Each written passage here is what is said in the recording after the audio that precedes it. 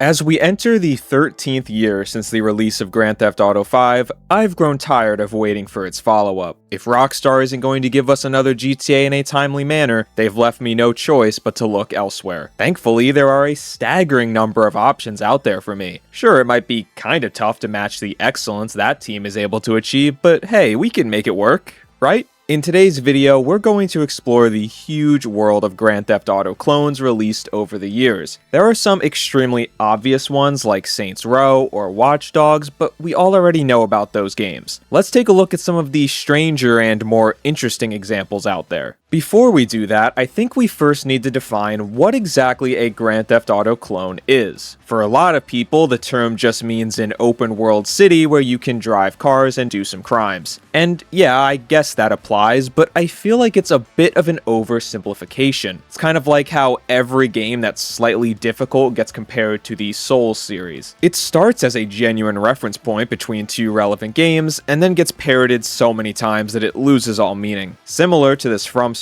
example, some of the games I've seen described as Grand Theft Auto clones are just insane, such as an IGN reviewer proclaiming that Go Vacation on Wii was a combination of Wii Sports Resort meets Grand Theft Auto. Yes, that Go Vacation. Other examples that are more understandable, like Cyberpunk 2077, still don't fit the mold for me. Cyberpunk certainly has an open world city and cops that can chase you, but nothing else about the first-person and dialogue choice-heavy role-playing game shares much resemblance. For me, a GTA clone isn't just any game that happens to feature a strip club or bank heists. It's more about a vibe or an essence that resembles Rockstar's franchise, and no game represents this idea better than our first example we'll be discussing today. For most people, hearing the words Grand Theft Auto immediately conjures visions of vast open world cities, detailed 3D visuals, and third-person combat. But before the days of GTA 3 and San Andreas changing the gaming industry, Grand Theft Auto looked a little something like this. The first and second games of the series featured a top-down visual style, with a reactive camera that would zoom in and out depending on what the player was doing. In the manual for Grand Theft Auto 2, this camera angle is described as a news chopper flying above the city and tracking you, similar to how a helicopter follows police chases in real life. It's a pretty cool and creative way to explain what was really more of a technical limitation than anything else. It's partly because of those same technical limitations that this era of GTA is not nearly as beloved or commonly remembered as what would come later. But that doesn't mean these games don't have their fans. One such fan was Brian Provinciano, who began developing a homebrew project in which he aimed to remake Grand Theft Auto 3 into the style of its predecessors. In fact, early on, he was trying to make it so the game could actually be played on a Nintendo Entertainment System. However, development was eventually moved over to PC, and at this point, Brian shifted away from GTA 3 and started creating his own characters and storylines, allowing the game to actually be sold without a SWAT team of lawyers pulling up to his house. With that, Retro City Rampage was born. Released on PC in October 2012 and later ported to various home consoles and portable machines, it's a boisterous parody of retro video games, Grand Theft Auto, and just about any 80s or 90s pop culture reference you can imagine. V-Blank Entertainment's creation is simply a blast to play. As you head from waypoint to waypoint, you are bombarded with throwbacks to Punch-Out!, Super Mario Bros. 2, Back to the Future, and so much more. In many ways, it feels like an acid trip from the mind of a retro gamer and movie fan, incoherently tossing all his favorite things together. It's utter insanity, but the insanity works. I mean, the literal second main mission of the story tasks you with running over innocent pedestrians to power up the DeLorean. Rockstar would be proud. My guess is that the insanity works because you can tell the people making it had a ton of fun doing so, and that translates into the game as you play it. I also think it's worth noting that Retro City Rampage was super unique for its time. I know the retro-inspired indie games with pixel graphics trope has become a bit overdone for some people, but back in 2012, this was really really just the start. Games like this were still rare and extremely exciting to see, especially once they began making their way to console storefronts. Retro City deserves a lot of credit for being at the forefront of this revolution and for taking inspiration from the lesser-known era of Grand Theft Auto as well. Because as simplistic and archaic as they may be, there is something really special and cool about those first GTA games. Even though they are in a totally different art style and perspective, you can see the stepping stones for what would come later. It's almost like a history lesson of how gaming evolved over the years of Grand Theft Auto's existence. Retro City Rampage did a great job capturing that same feeling while finding a distinct style of its own and paying homage to retro nerd culture all at the same time. As much as I do enjoy this game, let's keep moving into the third dimension and get closer to games that resemble modern-day GTA.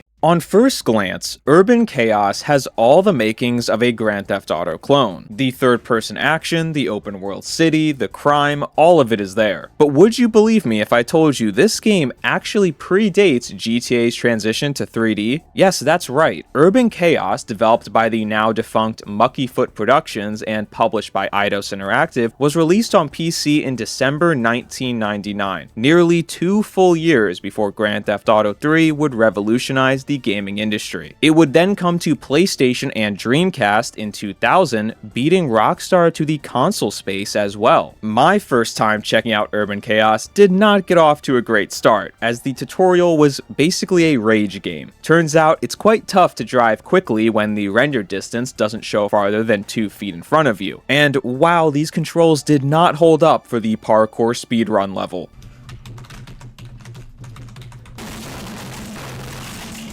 But hey, after a quick 30 minutes spent trying to get past the tutorial, we can finally play the game. Urban Chaos stars Darcy Stern, a rookie cop in the Union City Police Department. Darcy finds the city has been overrun by a gang called the Wildcats and has to try and stop their plan to take over. As the player, you fight against the Wildcats with various mission objectives given to you by the police station. As you head out, you'll be presented with other side objectives such as a robbery or another cop needing assistance. You can choose to engage with these side goals, granting you a better score, or just beeline it for the main missions. The most unique aspect of this game is probably the hand-to-hand combat. Darcy can lock on to a certain enemy, but then use a melee attack that hits in a different direction, allowing you to take on multiple targets at once. It gives the game a real action movie feel. I can tell the devs were quite proud of this combat system, as you are constantly overwhelmed with enemies from all angles, giving you the opportunity to use it. And while this may be great for showing off the character's skill set, this makes fights often pretty frustrating. Combine that with the old school PS1 era tank style movement, it was all around kind of a disaster to control. So yeah, I'm starting to see why this game didn't light the world on fire like GTA 3 did a few years later.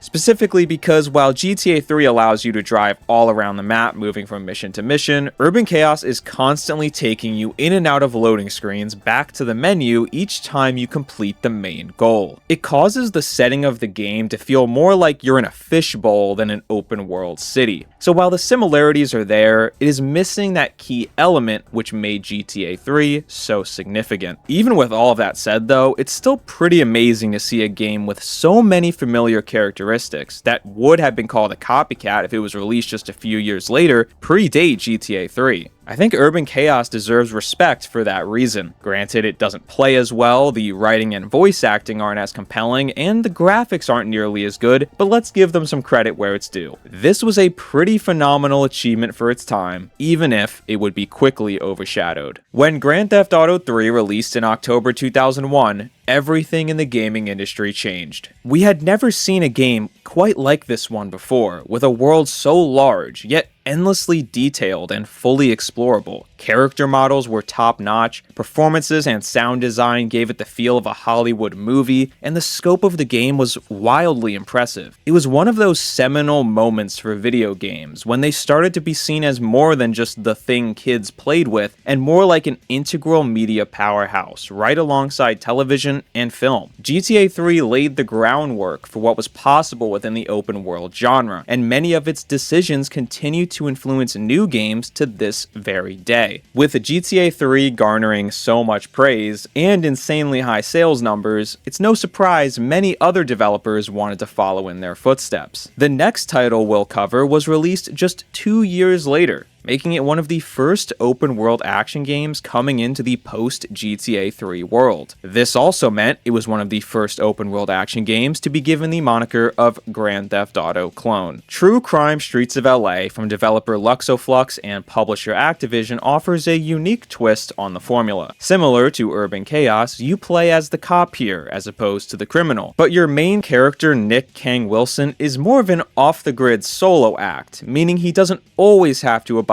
by police rules. This manifests itself into the good cop bad cop system. If you choose to arrest criminals or solve crimes, you gain good cop points, but kill civilians or cause any other variety of GTA-esque mayhem and you'll gain bad cop points. Depending on what actions you choose, the game will change. NPCs will react to you differently, and the story's ending is affected. I think that's a pretty cool differentiator from Grand Theft Auto, and helps give True Crime some identity of its own. The game also has a great soundtrack, and driving around the city felt good. Besides that though, there wasn't a whole lot drawing me in. If you take away the good cop bad cop system, it does feel like the most blatant GTA clone of the bunch. And even when you put that to the side, many of the other changes they made did not work for me. Much of the early game places you in these fistfights where the controls and moves resemble a fighting game with combos, blocks, and grabs. But these fights were weirdly difficult, and I kinda just wished I could get back on the street and drive around instead of doing this. I see why they incorporated these fights, since again that's a differentiator from GTA, but I just didn't find them very fun. And finally, the story and characters just seemed kind of whatever. The main character specifically has a whole lot of Gex energy, constantly saying the same corny one-liners over and over again. Time to hit the road, Jack. Or, Nick. Time to hit the road, Jack. Or, Nick. Time to hit the road, Jack. Or, Nick. This looks like an all-nighter at Richard Simmons' house. I bet if you grew up with True Crime, there is a ton of well-placed nostalgia because it's certainly not a bad video game. But coming to it now for the first time, I don't see any real reason to play this over the GTA games of its era. Despite my criticisms, the game did perform extremely well, selling over 3 million copies. That was enough to garner a sequel with True Crime New York City. This follow-up totally bombed though, reportedly only selling 72,000 copies in its first 2 weeks. I think the big mistake there was placing it in NYC. This series already had a reputation as a GTA clone, and now you placed it in the very same city as GTA 3. It's directly calling attention to your biggest flaw and making you seem like a total ripoff. Following this failure, the True Crime series was put on hold, future entries were cancelled, and the franchise was never heard from again. This is a prime example of the negative outcomes that can stem from competing with a game as powerful as Grand Theft Auto. Maybe our next game can find some more success. Scarface, The World Is Yours comes from developer Radical Entertainment and is a pretty awesome take on the IP. The story starts us at the final sequence of the 1983 Scarface movie, except here, the ending changes. Spoiler warning for the movie that is over 40 years old, but in that film, the main character Tony dies in a shootout at the end. However, in this pseudo-sequel, you get an alternate reality where Tony survives the gunfight, and this causes the whole new branching path we experience throughout the game.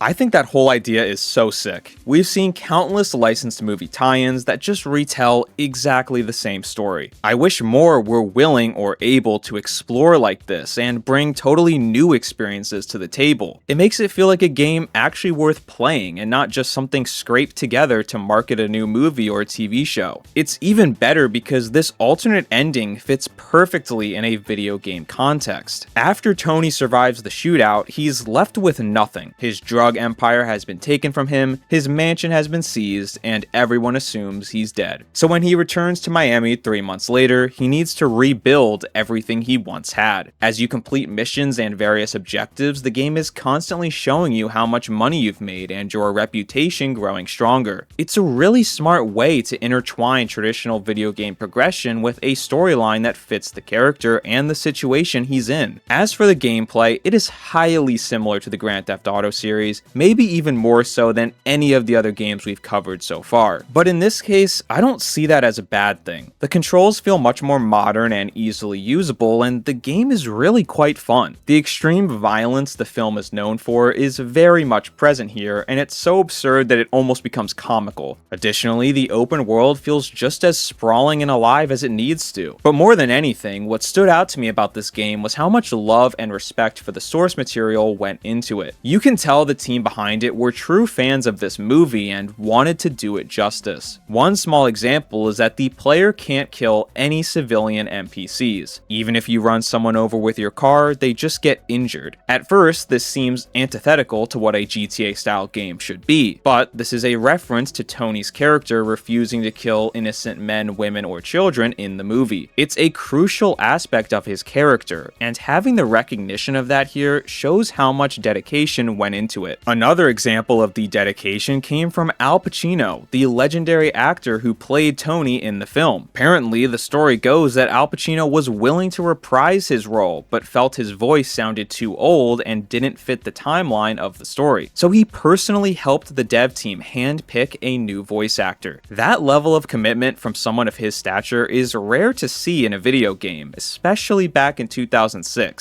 All of this strict attention to detail and diligence shows in the final product. Out of all the games today, this is the first one where I found myself not wanting to stop playing after getting the footage I needed. I could genuinely see myself going back and playing through all of it someday. For anyone out there who has already gotten through every Grand Theft Auto game and are looking for something similar, I'm not sure you can do much better than Scarface: The World Is Yours. So far, all the games we've covered have been graphic, crude, and mature. But who said all GTA clones have to be violent? Kids deserve a little car theft here and there as well, and yes, that is a LEGO Corporation endorsed statement. No, seriously, it's on the back of the box. I'll admit, LEGO City Undercover is pushing the boundaries of what should be considered a GTA clone. There's not a ton about the gameplay or story which relates to that series, but that didn't stop the masses from lovingly referring to this game as LEGO Grand Theft Auto. It's definitely one of those examples of a game getting the GTA label purely because it's an open world city with cars. And even though I said I'm going to avoid talking about games like that, I'm making an exception here. Why am I making that exception? Because I adore LEGO City Undercover, and I don't know what other excuse I'm ever going to get to talk about it. LEGO City Undercover stars Chase McCain, a former police officer who had been sent away from the city 2 years earlier. But when the criminal Rex Fury escapes jail, Chase must return and get him back behind bars. The entire game has the tone of an 80s cop show, with that Pixar-style humor which is sure to entertain both children and adults. The gameplay has the typical trappings of a LEGO game with destructible objects, lots of studs to collect, and things to build. New additions are of course the larger focus on the open world and driving mechanics, alongside Chase's disguises. Throughout the game you get access to tons of different disguises as Chase goes undercover. These disguises give you certain abilities and allow you to interact with new elements of the world. It's LEGO's way of explaining why a cop is committing numerous crimes, but it's also a fun element to puzzle solving and exploration. Unfortunately, this game did not really take off the way LEGO or Nintendo had hoped. Part of that was because it was stuck on Wii U, a system no one other than myself and 10 people watching this video bought. But there were other reasons. One of the major things that held this game back was many of the planned new features that would have been seen as major improvements came too late since the game was in development for so long. LEGO City Undercover was going to be the first LEGO game with an open world, and the first LEGO game with voice acting, but once it took longer than expected, those improvements were added to other games that came before it, such as LEGO Batman 2 DC Superheroes. This made LEGO City less impactful as it could have been if it came first. But the biggest flaws were the performance and load times. I'm not sure I've ever played a game with longer loading screens than the Wii U version of LEGO City. It was truly absurd. Thankfully, Undercover was later ported to other consoles and PC, solving those issues. I would strongly recommend this newer re-release. It's maybe not the greatest game I've ever played, but it's fun, man. And when revisiting it for this video, I was still laughing out loud at all these same stupid jokes like I did a decade ago. If you are looking for a game where you can explore a colorful city, chuckle at some jokes, and solve a few puzzles, LEGO City Undercover is worth your time. All of the games we've looked at so far are over 10 years old, so I wanted to try and find a more recent example of a Grand Theft Auto clone. Eventually, I found this indie game on Steam called 171. It was marketed as a Brazilian GTA, and the trailer looked pretty promising. It definitely seemed to be borrowing a lot from Rockstar's series, but I liked the idea of it being set in a totally different location than anything we had seen from GTA. I was excited to try out this new take on the genre.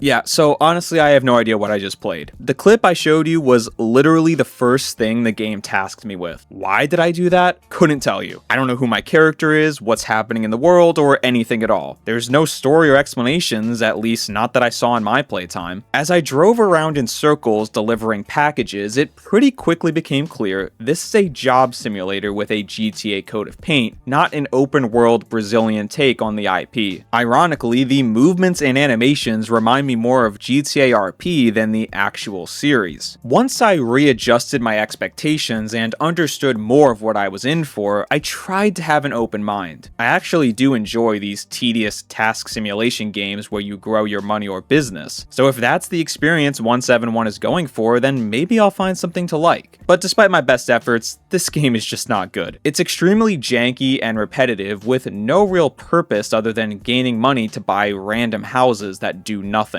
And every single new mission type I tried was either killing a random civilian for no discernible reason, or just another form of delivery. I delivered packages, then I delivered drugs, and then I turned into an Uber driver as I delivered NPCs to their required destinations. Like I said, all of it is just a different type of delivery. Eventually, I got into a police chase, and hey, this is kind of fun. Here's a little of that GTA action I was hoping for. Maybe this game isn't so bad after all, and I fell through the floor.